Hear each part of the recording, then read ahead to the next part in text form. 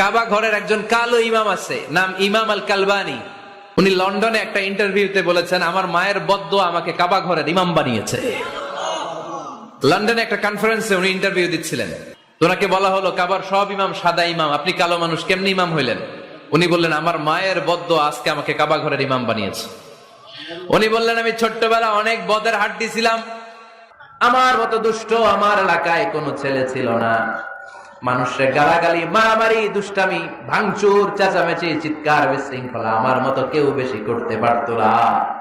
কিন্তু আমার মা ছিল অনেক বড় আল্লাহওয়ালা।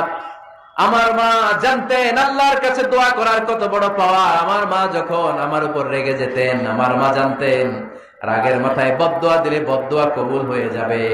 এজন্য যখনই আমি বেশি দুষ্টামি শুরু করে দিতাম, আমার মা রেগে আমারে বদদোয়া দিয়ে বলতেন, আল্লাহ তোরে হেদায়েত দেখ, আল্লাহ তোরে কাবা ঘরের ইমাম বানায় দে।